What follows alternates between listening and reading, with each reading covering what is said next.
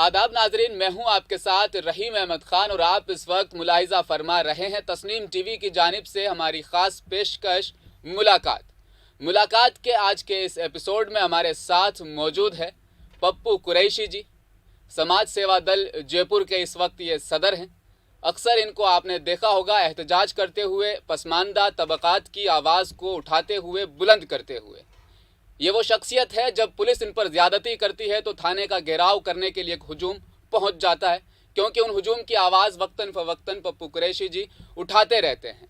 आज हमारे स्टूडियो में आज मौजूद हैं, इनसे हम तमाम वो सवालात जानेंगे। इनका सियासी करियर का आगाज़ किस तरह से हुआ, इसके मुतल्लिक भी तमाम मालूमात हम आप तक पहुँचाएँगे। इस्तकबाल करता हूँ पप्पू कुरैशी जी आपका आमने सामने मुलाकात हमारे इस एपिसोड में। नमस्कार, अस्सलाम वालेकुम, सत श्री अकाल।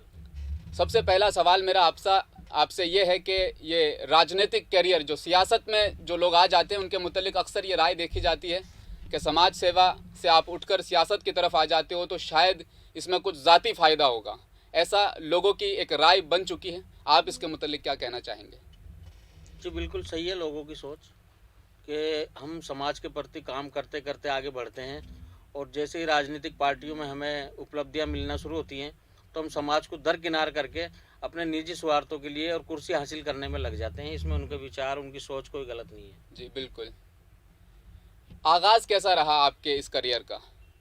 आगाज अच्छा ही रहा। मैं तो शुरू से ही संघर्षशील रहा हूँ। मैंने शुरू से ही 10-12 साल की उम्र से ही मेहनत मजदूरी की, लोगों के दुख दर्द में रहा, लोग गरीबी देखी, तो एहसास होता है इस चीज़ का। इसलिए बहुत कम उम्र से ही 15, 16, 17 साल की एज से ही मैं लोगों के दुख दर्द में संघर्ष करता रहा और संघर्ष करते करते 2008 में मैंने चुनाव फाइट किया हवा महल कॉन्स्टिट्यूंसी से। 2008 में उस वक्त मेरी एज लगभग 29-30 साल की थी और उस टाइम मुझे लगभग 11-12 हज़ार वोट मिले। जनता ने मुझे आशीर्वाद दिया, प्यार दिया, दुआएं दी। जो एक नया चेहरा था मैं, तो कहीं ना कहीं लोगों के दिलों में था, लोगों के साथ जुड़ा हुआ था। तो एक नए चेहरे को विधानसभा में 11-12 हज़ार वोट मिले, तो ये मेरे लिए खुशकिस्मती है। जी बिल्कुल। सियासत में आप आ गए हैं तो सियासी सवाल इस मुलाकात में हम ज़रूर आपसे पूछेंगे। अक्सर ये देखा जाता है कि भारतीय जनता पार्टी और कांग्रेस लगातार अल्पसंख्यकों की यानी अक़लियती तबके की बात ज़रूर करती है, लेकिन आपको क्या लगता है कि ये दोनों सियासी दल वो तमाम वादे पूरे करने में काफ़ी या खरी उतरी है अपने वादों पर?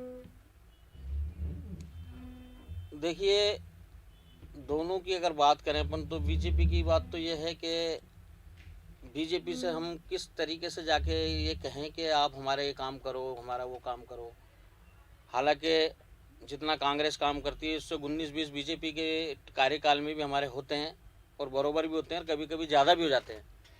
लेकिन ये कड़वा सच है, इसे हमें घूंट की तरह पीना पड़ेगा कि हम बीजेपी से किस मुंह से जा कर के ये कहें कि आप हमारा ये काम नहीं कर रहे, क्योंकि बीजेपी को हम लोग वोट ही नहीं देते। और रही बात कांग्रेस की, कांग्रेस का जो स्ट्रक्चर था, जो एक विचार, जो मूल जो विचारधारा थी कांग्रेस की, वो आज नज़र नहीं आती दूर दूर कोसों भी। आज हमें बिल्कुल अनदेखा किया जाता है।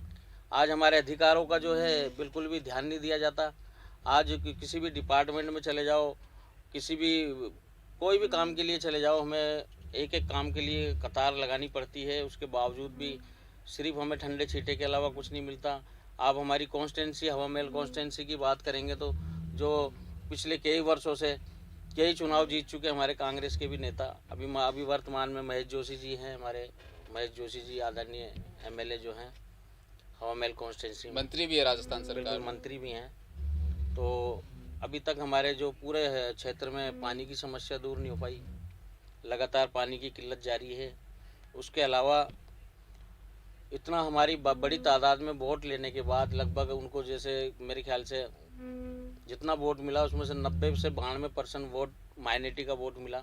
लेकिन माइनॉरिटी के लिए उन्होंने आज तक कोई स्कूल, कोई महात्मा गांधी इंग्लिश मीडियम या कोई शिक्षा के लिए काम नहीं किया।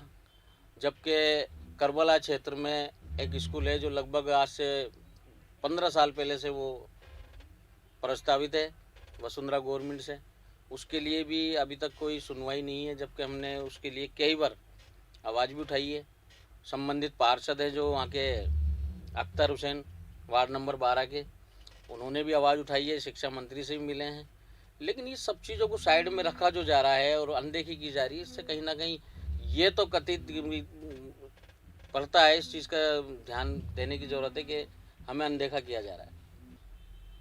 पप्पू कुरैशी जी, एक सवाल इस वक्त मेरे जहन में है, बल्कि हमारे नाजरीन का ये सवाल है कि वक्फ बोर्ड की जो ज़मीन होती है उस पर किसी भी तरह का कौमी या किसी भी तरह का ज़ाती काम उस ज़मीन के साथ नहीं किया जाता है।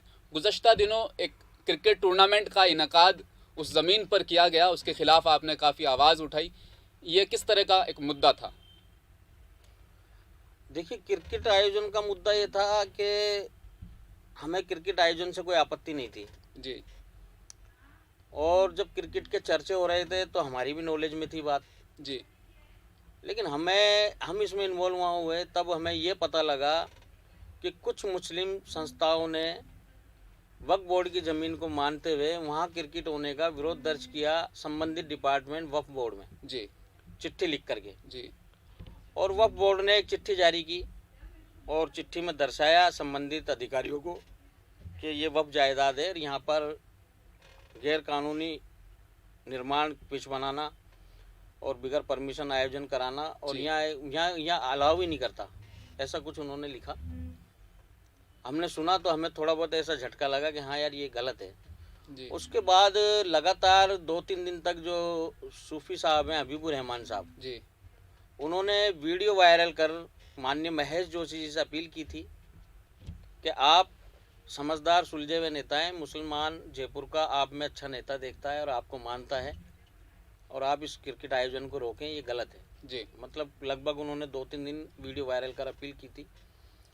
उसके बाद उनकी अपील को नज़रअंदाज करने पर हमने भी आवाज़ उठाई, क्योंकि हमें फिर ऐसा लगा कि कहीं ना कहीं हमारी आवाज़ों को दबा के कुचल के और एक तानाशाही जो एक रवैया होता है, एक पावरफुल आदमी जो होता है, जो अपने एक मर्यादा से बाहर जाकर एक तानाशाही रवैया अपना करके जो काम करता है, वो हमें नज़र आया। तो हमने इस पर आवाज़ उठाई और हमने आवाज़ उठाई तो उसका परिणाम हमें ये मिला कि 2 दिन बाद जब हम करबला नमाज पढ़ने के निकले तो जो पुलिस ने बर्बरता की उसका पूरे जयपुर में हाल पता है। बिल्कुल। सबने सुना कि एक पुलिस अधिकारी ने मौके पे चाय के ले जा करके हमारे साथ बर्बरता की।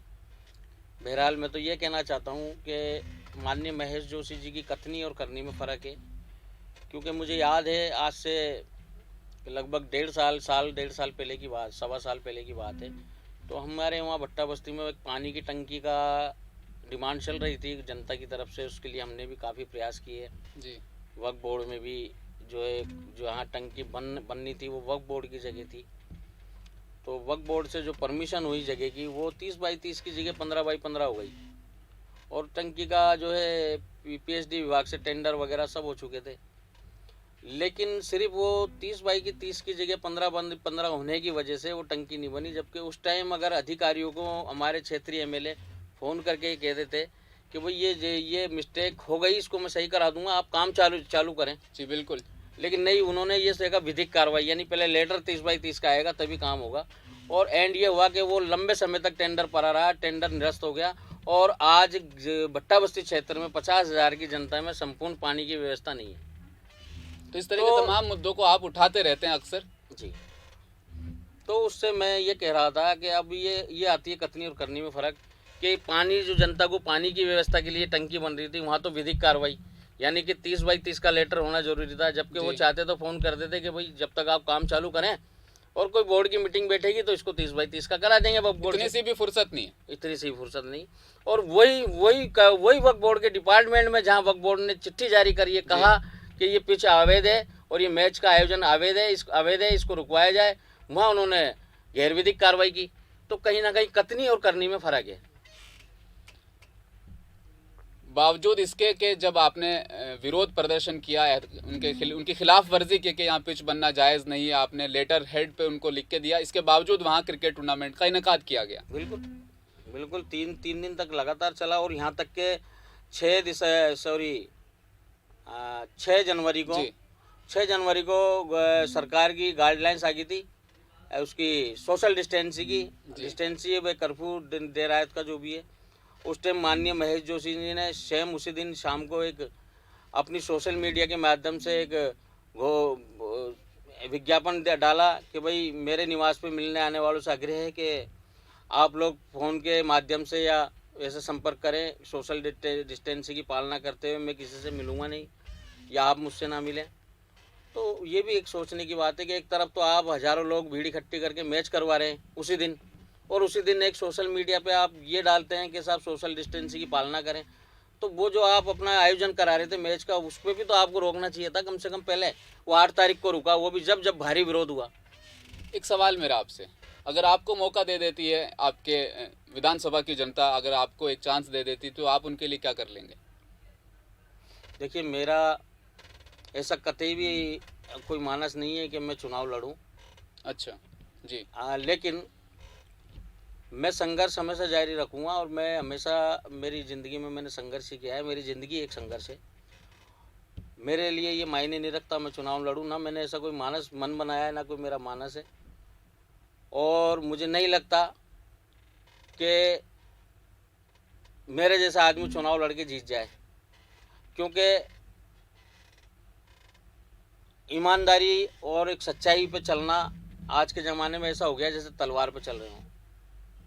और जो बहुत बड़ी एक धड़ल्ला, एक तादाद ऐसी है हमारे जयपुर में, मान लो देश में मान लो, कि उन्हें समाज, कौम,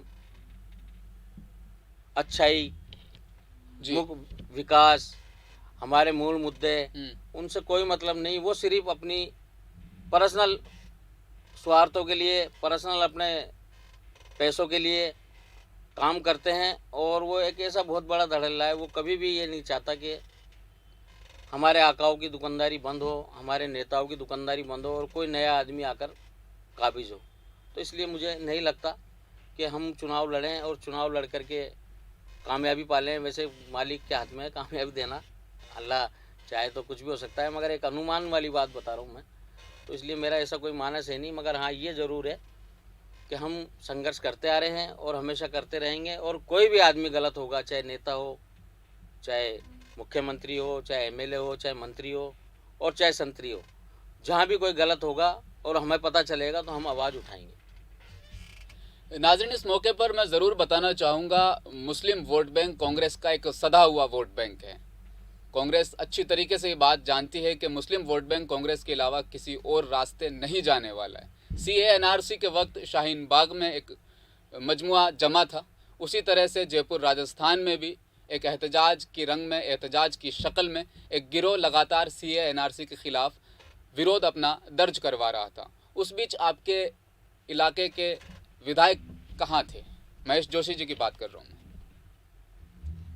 जी। उस वक्त मेरे ध्यान है, क्योंकि जो CA और NRC का जो, क्योंकि कांग्रेस खुलकर समर्थन कर रही थी, मुस्लिम तबके का, समाज का कांग्रेस खुलकर सपोर्ट करती हुई नज़र आ रही थी, इसलिए मेरा ये सवाल है आपसे।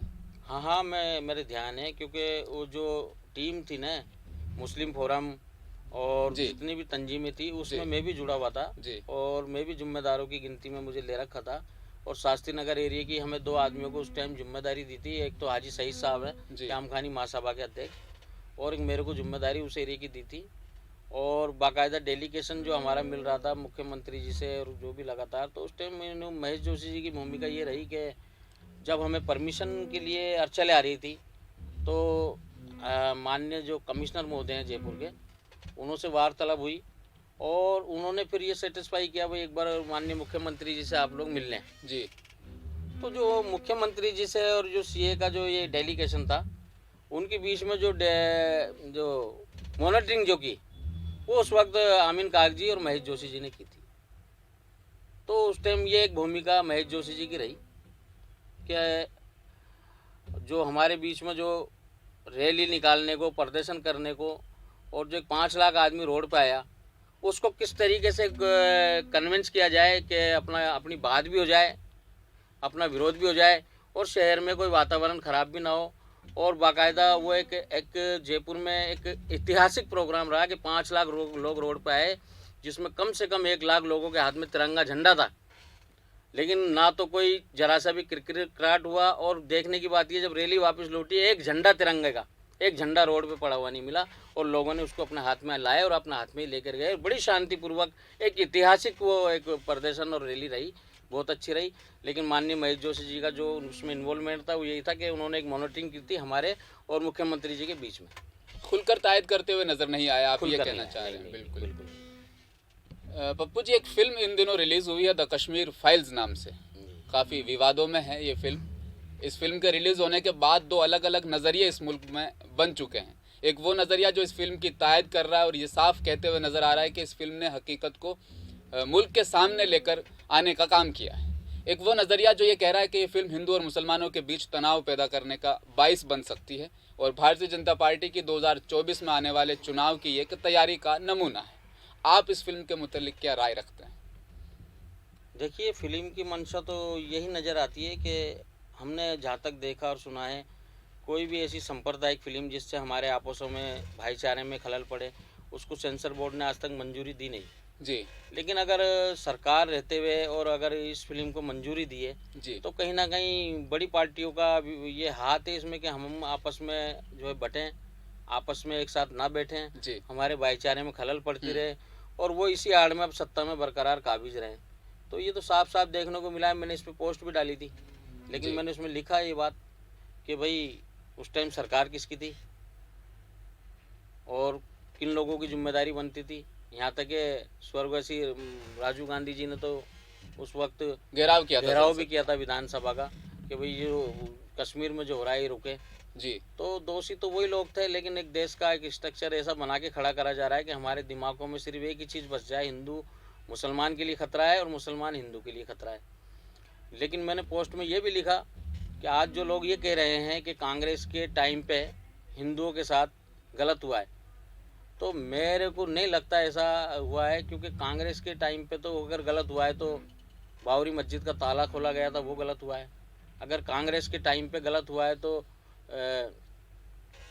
बाबरी मस्जिद शहीद हुई, वो गलत हुआ है। और कांग्रेस के टाइम पे अगर गलत हुआ है तो सबसे बड़ा गलत ये हुआ है कि हम आज तक अशिक्षित रहे। बिल्कुल।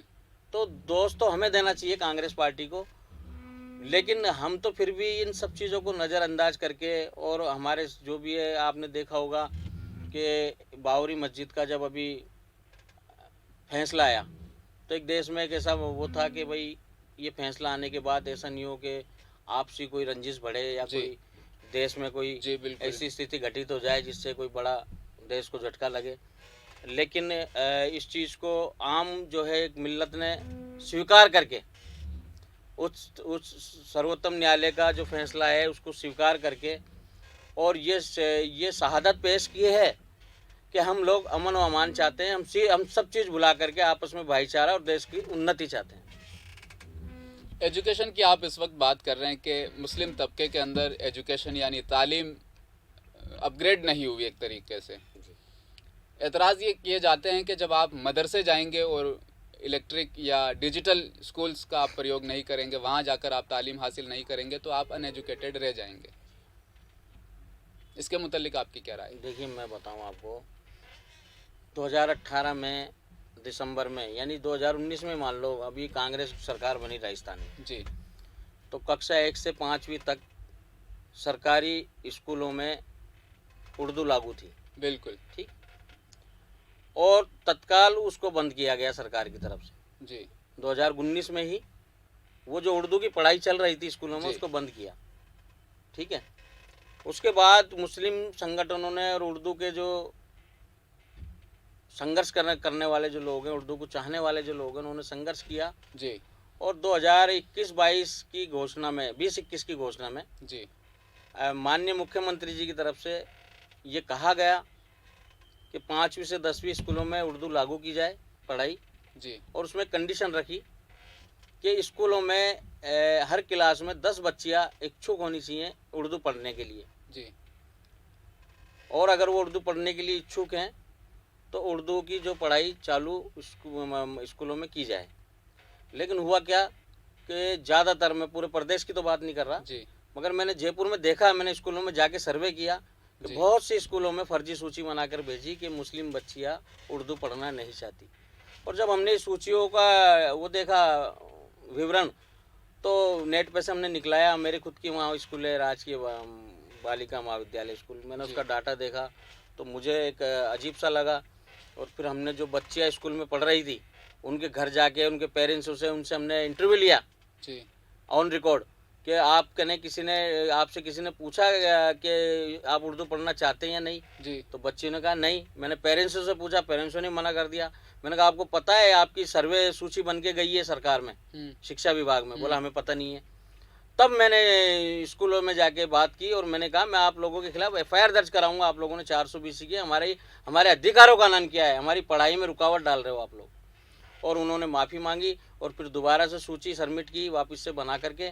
लेकिन दुख की बात यह है कि आज तक ज़मीनी स्तर पर इमली जामा नहीं पहनाया गया। आप समाज के लिए इतना सोच रहे हैं, आप समाज के लिए बहुत कुछ करना चाहते हैं, वो कौन सी ताकतें हैं जो आपकी आवाज़ को, आपकी सोच को दबाने का काम कर रही है? वो मैंने पहले बता दिया पहले बता चुका मैं। तो पहले बता चुका कि हमारा एक धड़ल्ला ऐसा है, हमारा एक धड़ा ऐसा है। नहीं, आप खुल के बात कर सकते हैं। हमारे समाज में एक धड़ा ऐसा है। मैंने फिर कहा कि उन्हें शिक्षा से, मूल मुद्दों से, कौम से, समाज से कोई मतलब नहीं है, कोई जाति मतलब मुफाद नहीं से है। मतलब। वो अपने जाति मुफाद के लिए लड़ रहे हैं। और दुख की बात यह है कि पार्टी सरकार है, हमारी कौम के लीडर उन्हीं को मानते हैं, उन्हीं को मानते हैं। इशारतन पप्पू कुरैशी ने एक बहुत बड़ी बात इस वक्त बताई है। वापस रुख करेंगे कौमी सतह के कुछ मुद्दों पर हम बात करेंगे। एक फैसला आया है कर्नाटक सुप्रीम कोर्ट की तरफ से हिजाब को लेकर।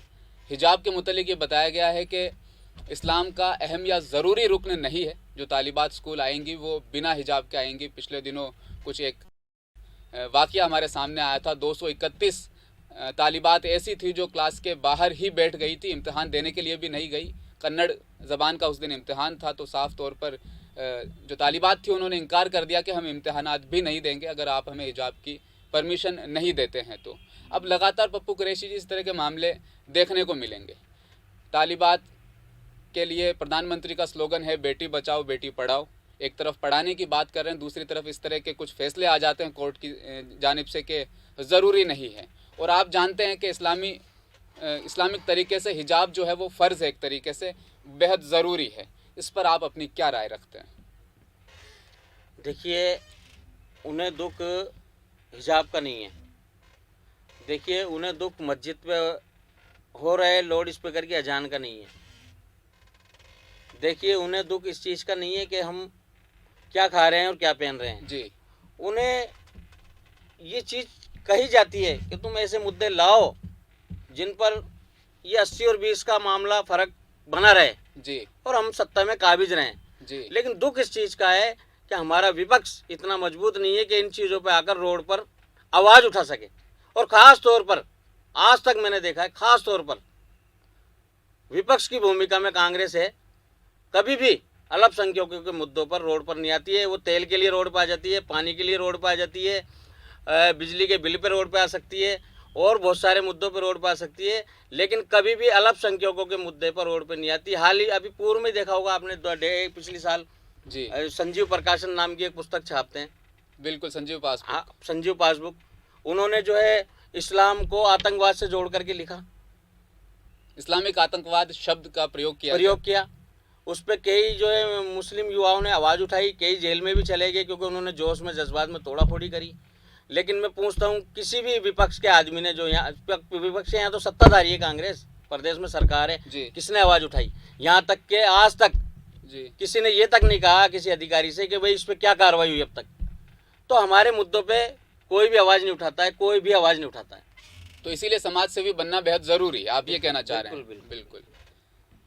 आगे मैं आपसे बात करना चाहूँगा, मुस्लिम तबका इतना ज़्यादा पिछड़ा हुआ हमेशा से माना जा रहा है। आज़ादी के आज 70 साल मुकम्मल हो चुके हैं, लेकिन किसी भी बड़े महकमे की अगर हम बात करें, किसी हुकूमती इदारे में एक अच्छी पोस्ट की अगर हम बात करें, तो कोई मुस्लिम चेहरा वहाँ देखने को नहीं मिलता। खामी ये बताई जाती है कि मुस्लिम खुद पढ़ना नहीं चाहते, मुस्लिम खुद कुछ बनना नहीं चाहते, ये वजह आमतौर पर बताई जाती है। आप इसके मुतालिक अपनी क्या राय रखते हैं? हमारा स्ट्रक्चर ही ऐसा बना के रख दिया हमारा। नहीं, इसको हम चेंज कैसे करेंगे, इसको बदलेंगे कैसे? आपके पास कुछ तो तरकीब, कोई तो योजना होगी। देखिए, शिक्षा से बड़ी कोई योजना हो ही नहीं सकती जी। अगर हम शिक्षित होंगे जी तो हम ये भी समझ जाएंगे कि हमारे अधिकारों में रुकावट कहाँ आ रही है, हनन कहाँ हो रहा है। आप कैसे जागरूक करेंगे समाज को? हम समाज को यही कहेंगे, शिक्षा। अब हम जागरूक ऐसे करते हैं, हम और जो समाज हैं उनका उदाहरण देते हैं कि आज वो इस मुकाम पे पढ़ लिख कर ही तो हैं। जी तो हम तो कहते हैं ये लोगों को, हम तो बताते हैं इस चीज़ को कि शिक्षा एक ऐसी चीज़ है कि शिक्षा से अपन कुछ भी हासिल कर सकते हैं। जी हमें ये भी पता है शिक्षित होने के बाद भी हमारे सामने रुकावट आएंगी, लेकिन हम देश के संविधान को, देश के कानून को, देश के लोगों को समझने लग जाएंगे और उनके हकों को, उनको समझने के साथ साथ हम उनके अधिकारों के लिए लड़ाई लड़ने लग जाएंगे। आपका जन सेवा दल कितना ज़्यादा एक्टिव है इस मामले में? क्या कुछ आप कर रहे हैं इस वक्त एजुकेशन को लेकर के, अगर मैं बात करूं, या हिजाब को लेकर के बात करूं, या मुस्लिम अकलियती समाज जो तबका जो पिछड़ा हुआ है, जो पसमानदा रह गया, उनके लिए आप कितना कुछ कर पा रहे हैं? देखिए, हम तो इतना ज़्यादा कुछ नहीं कर पा रहे इसके लिए, क्योंकि ये कोई एक छोटी मोटी कोई टीम या कोई एक आदमी का काम नहीं है जी। इसके लिए बहुत बड़ी, जैसे मुस्लिम फोरम जैसी, जैसे जो मुस्लिम पूरे जयपुर के मुस्लिमों का नेतृत्व कर रहे हैं जी ऐसी जगह से आगाज हों जी बड़ी एक ग्रुप हों, उनकी जगह तरफ से आगाज हो जी और मसले मिसाइल पे जैसे हमारे आगाज होते हैं उन पे उनके साथ जोड़ करके ये बात रखी जाए। और हमारा ज़्यादा प्रयास रहता है कि जहाँ हमारे अधिकारों का हनन हो रहा है, जहाँ हमारे साथ अन्याय हो रहा है, जहाँ हमारे मूल मुद्दों पे काम नहीं हो रहे, उन पर आवाज़ उठाते हैं और समय समय पर हम इन चीज़ों पे आवाज़ उठाते हैं, कहते हैं, हम लोगों को समझाते हैं कि भाई शिक्षा हमारे लिए ज़रूरी है। मीटिंग के माध्यम से भी कहते हैं, सोशल मीडिया के माध्यम से भी कहते हैं और हम जो अपनी बच्चियां हैं उनके लिए भी कहते हैं कि भाई ये दहेज वहेज की जो परंपरा ये बंद करी जाए। हम सामूहिक सम्मेलन भी कराते हैं, विवाह सम्मेलन भी। अच्छी सोच है आपकी वाकई। हाँ, तो ये एक जो पूरा जो शिक्षा को लेकर जागरूक करने का जो काम है ना, ये या तो सरकार के स्तर पर हो जी और या फिर पूरे मुस्लिम कम्युनिटी का एक फोरम है जो बड़ा, उसके स्तर पर, और हम सब लोग मिलके काम करें, तब हम इसमें सक्सेस होंगे। गुज़श्ता 3-4 माह से एक मामला लगातार आपकी विधानसभा का सामने आ रहा है। ज़मीन को लेकर कोई विवाद चल रहा है जिसके खिलाफ आपने एक FIR भी दर्ज करवाई है। इस मामले पर आप तफसीली राय अपनी रखना चाहेंगे? जी बिल्कुल, ये हवा महल विधानसभा में ही जयसिंहपुरा कोर मानबाग पड़ता है जी। और यहाँ पर एक जलमहल हाउसिंग सोसाइटी ने लगभग 3 बीघा 2 बीघा 5 विस्वा खसरा नंबर 66 और 7 हेक्टर खसरा नंबर 55 पर एक स्कीम काटी थी गुलमार्ग योजना के नाम से। जी गुलमर्ग योजना के नाम से स्कीम काटी थी और उस स्कीम में कुछ रिहायशी भी है, मस्जिद भी बनी हुई है जी। लेकिन वहाँ के कुछ भूमाफिया टाइप के लोग हैं जी और कुछ उनके साथ पावरफुल लोगों का हाथ सर पे आ गया। उसके लिए वो वहाँ लोगों को डरा धमकाकर औने पौने दामों में सोसाइटी के पट्टे वापस खरीद रहे हैं और ये कह करके खरीद रहे हैं कि इसका नामांतरण हमारे नाम वापस खुल गया, ये ज़मीन अब हमारी है। अच्छा। और उस मामले में जब मैं इन्वॉल्वमेंट हुआ और मैं उसकी तह तक गया तो सबसे पहले तो मुझे पता लगा कि 2019 में एक मुकदमा दर्ज कराया था उन्हीं ने जी कि साहब ये सोसाइटी जो पट्टे काट के गई है ये फर्जी है जी और हमारे बुजुर्गों ने ये ज़मीन बेची नहीं थी और फर्जी सोसाइटी काटी गई है और ये पट्टे गलत काटे हुए हैं। उस पर पुलिस इन्वेस्टिगेशन ने स्पष्ट जांच करके FIR लगाई, उनको गलत पाया और गुलमर्ग योजना को सही पाया, पट्टे भूखंडधारियों को सही पाया और ज़मीन की क्रय विक्रय को सही पाया। उसके पश्चात इसमें 2021 में FIR लग गई थी पुलिस अनुसंधान में ब्रह्मपुरी थाने से जी। उसके पश्चात इन्होंने जो है पटवारी तहसीलदार से मिलके और किसी पावरफुल आदमी का भी इसमें इन्वॉल्वमेंट हो सकता है जी, मिलके इन्होंने वापस नामांतरण करण में कुछ तथ्य छुपा करके गलत तरीके से नामांतरण खुलवा करके और उसे हाथ में रख करके जी। और उन पट्टेधारियों से जिस जमीन का भाव 50-60 हज़ार रुपये गज है उसको मात्र 8 से 10 हज़ार रुपये गज में उन लोगों को डरा करके और पट्टा दी वो नामांतरण दिखा करके वापस खरीद ली गई और कुछ ज़मीनें रह रही हैं वो मेरे पास आ गए। उनकी लड़ाई में लड़ रहा हूँ और पिछले 2.5 महीने पहले मैंने इसमें परिवाद दर्ज, मेरे एक पार्टी का जो मेरे एक पट्टेधारी जो था मुफ्ती अहमद हसन साहब के पोते, उन्होंने परिवाद दर्ज कराया था और उस पर आज हमने FIR दर्ज कराई 16 मार्च को, जब तक कोई कार्रवाई नहीं की पुलिस ने। लेकिन 16 मार्च को जब सारे तथ्य हमने दिखाए, नामांतरण में कहाँ फर्जीवाड़ा है, रिकॉर्ड हमने निकलवा लिए सारे काम, तब पुलिस ने उसमें FIR दर्ज की जिसमें धारा 420, 467, 468, 471, 120 भी में पटवारी तहसीलदार और जो भूमाफिया इंदर है अजय सैनी है, इनके खिलाफ मुकदमा दर्ज किया है। और मैं इस चीज़ की बड़ी उम्मीद के साथ कह सकता हूँ कि वो ज़मीन बिल्कुल क्लियर है, उसको सिर्फ और सिर्फ एक बदमाशी, गुंडागर्दी और कहीं ना कहीं पावरफुल लोगों की वजह से गोल मोल करके खाए जाने का प्रयास किया जा रहा था, जो शायद अब उनके लिए मैं रुकावट बन गया। जी, मतलब कीमतन अगर हम अंदाजा लगाए तो कितने रुपए का ये घोटाला या धोखाधड़ी या इसको हम 420 कम से कम 30 करोड़ रुपए का 30 करोड़ रुपए का ये मामला था, जो आप पुलिस के नजरिए में आप उसे लेकर आए हैं और आवाज बन रहे हैं उन तमाम उसकी लोगों जांच चल रही है। बहुत और तमाम लोगों को भी मैं मैसेज देना चाहूँगा जिन लोगों से उन्होंने खरीदी है कि ठीक है, आप लोगों को उन्होंने किस एंगल से खरीदी है, क्या पट्टे का नामांतरण दिखा के या कोई भी वजह आप लोगों की रही, अगर आप लोगों ने अभी भी लिखा पढ़ी नहीं करी है तो उनके पैसे वापस दें।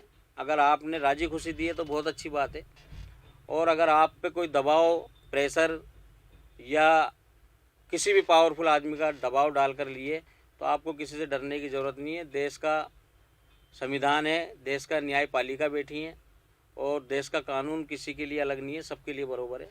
आप लोग आएँ खुल करके सामने और मिल करके लड़ाई लड़ेंगे। बहुत खूब, आप वाकई ये काफ़ी दिलचस्प और बहुत बेहतर आप काम कर रहे हैं, आवाज़ बन रहे हैं। मजलूमों के ऊपर जो जुल्म हुआ उनकी आवाज़ को बुलंद करने का ये काम आपने किया है। पप्पू कुरैशी जी के साथ आज की हमारी ये मुलाकात बहुत दिलचस्प रही, बहुत ख़ास रही। उन तमाम मुद्दों पर हमने चर्चाएं की जो मुद्दे छिपाए जा रहे थे, जो छुपे हुए थे। उन तमाम मुल्की मुद्दों पर भी हमने बात की जो लगातार सियासत में चर्चा का मजमून बने हुए हैं। मुलाकात की आज की हमारी इस किस्त में फ़िलहाल इतना ही। मुझे दीजिए इजाज़त। आप देखते रहिए तस्नीम टीवी अपने मेज़बान रहीम अहमद ख़ान के साथ। अपना ख्याल रखिएगा। अल्लाह हाफ़िज़।